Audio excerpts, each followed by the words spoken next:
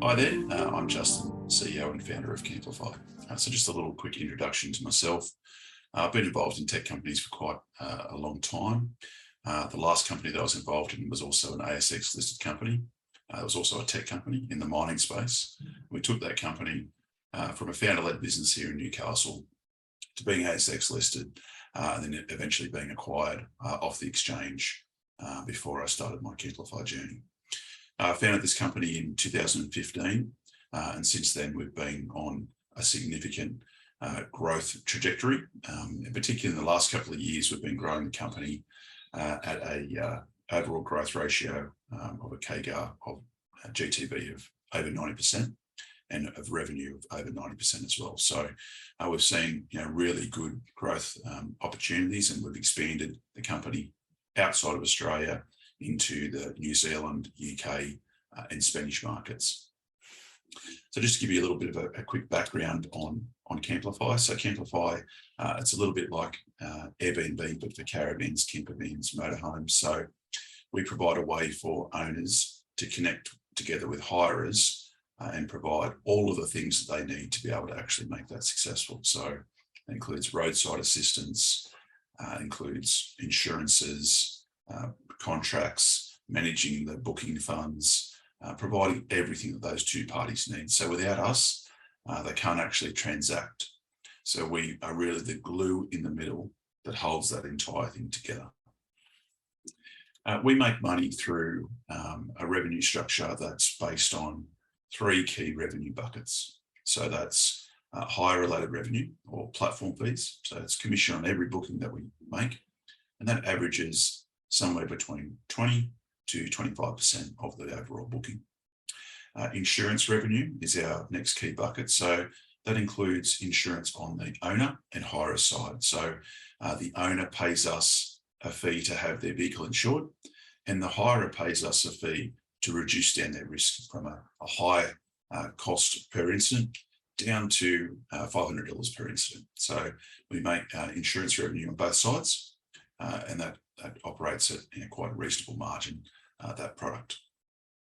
The last key bucket is product sales. So that refers to all of the goods that we sell to our customers. So that can range from everything from an electronic brake controller, a trackable GPS unit, right up to us actually now selling vehicles to our customers through our relationships with manufacturers. So we've been able to go out and source really good deals direct from manufacturers and then provide them to customers on an on-order basis, so that we don't hold any stock, we don't hold any risk, but we get to provide a great clip of the ticket along that transactional path, and the customer gets a better deal than they could if they just walked in off the street and bought a new vehicle. So a little bit of some key things about us. We're in a really dominant position here in Australia and also in New Zealand, but we have a lot of growth to continue to go. At the moment in the Australian market, we have around 8,000 vehicles, but there's over almost 800,000 vehicles available in Australia to be listed. So we know we have a huge amount of growth to go with very little competition in this space in the Australian New Zealand market.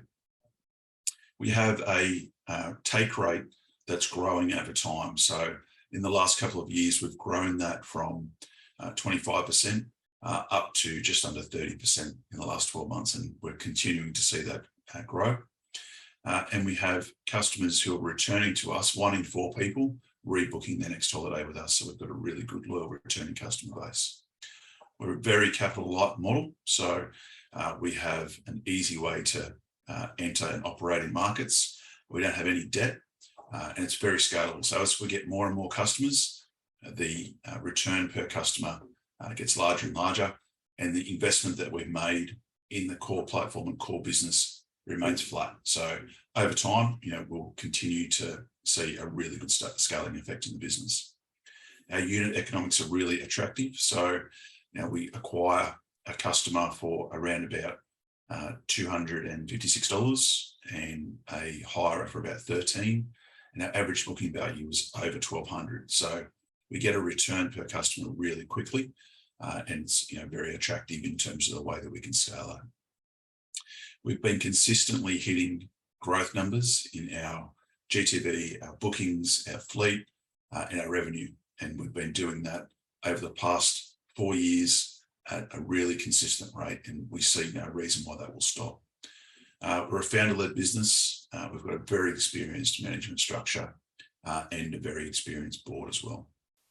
So some key dates coming up for us. We have our AGM being held on the 16th of November. That'll be held in Newcastle.